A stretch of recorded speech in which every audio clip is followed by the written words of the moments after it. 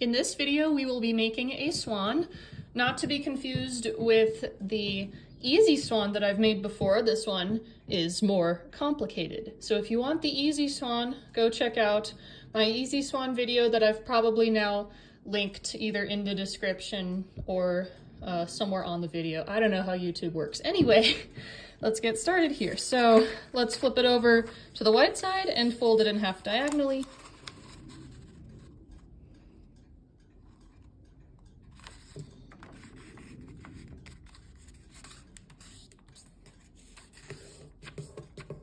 Yep, open it back up. And then we're going to bring the edge to the center. These may start the same, but don't be fooled because they will diverge momentarily here. And same thing on this side, edge to center.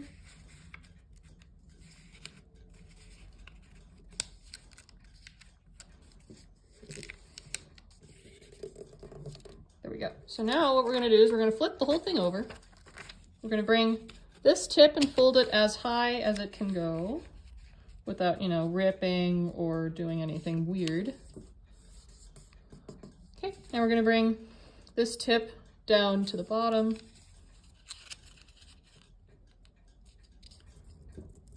Then we're going to open it back up, and then we're going to bring this line down to the bottom.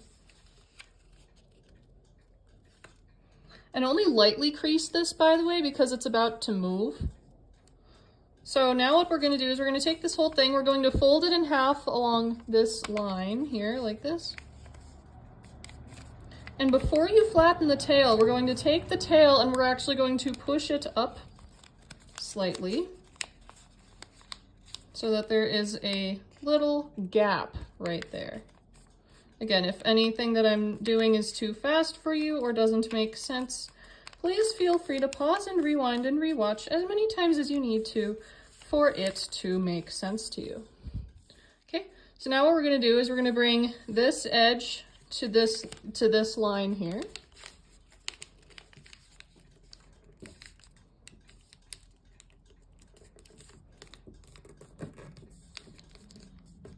Okay. Now let's flip the whole thing over. We're going to bring, again, this edge to this top line here.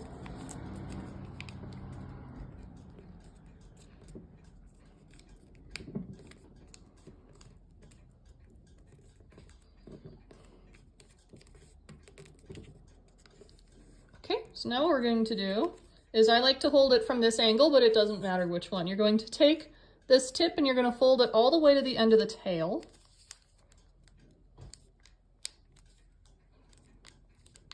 That. Okay, now you're going to open it back up. And now you can see that you've created a crease right here. So now what you're going to do, this is going to be kind of weird to explain, you're going to create a crease from this point to this point.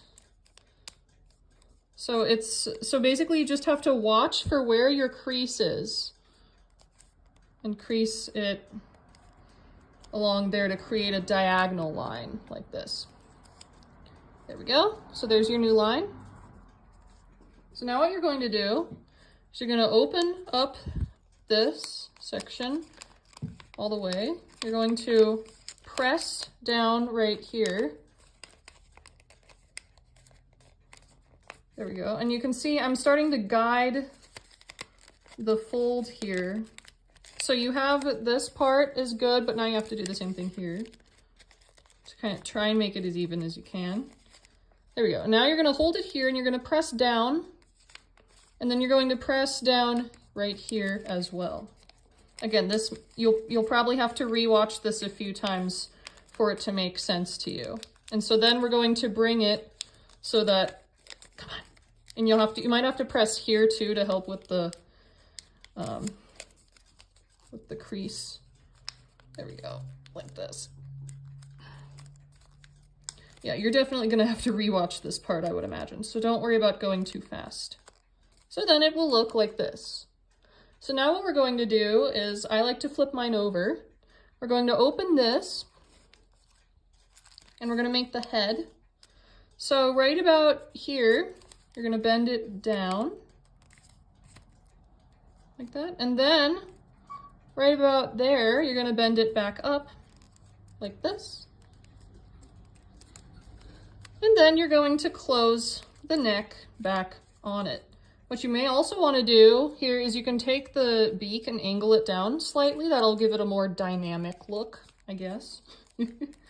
So now we have to create the lovely swan neck. So what we're going to do is we're going to take the head and we're going to try and fold it kind of at about almost straight up from this angle, like this.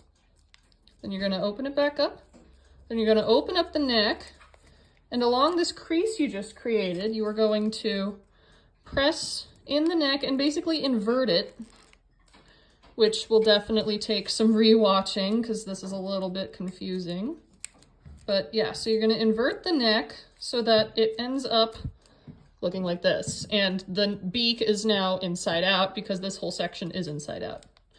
I think it's called an inside reverse fold, but I try not to use the confusing terminology. So now what we're going to do is I'm actually going to angle it up a little more.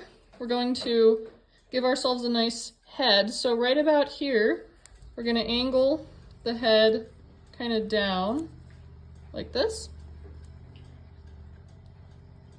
And then we're going to bring it back up. And we're going to open this part up. We're going to press down. And then push it back down like this. This is a little wonkier than my usual swan necks. What I might want to do actually is to kind of maybe stretch this out a little more and then bring it back down. So then it looks a little more swanish. There we go. There we go. Now we're looking a little more swanish. That's nice. There we go. And again, you can take the beak if you want and angle it down slightly because then it'll look a little more dynamic. And so now the last steps we're going to do is we're going to take this little flap right here and we're going to fold it down along this edge. There we go.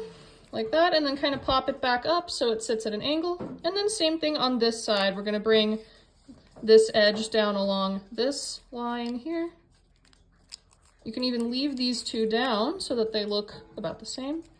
Then you can pop them back up like this. And now we're going to take these little flappy bits, we're going to angle them down because that will create another nice fluffy layer for your swan. And with that, we have created this very beautiful ornate swan. And fun fact, I have a t-shirt with this exact swan on it and my favorite composer, Sibelius.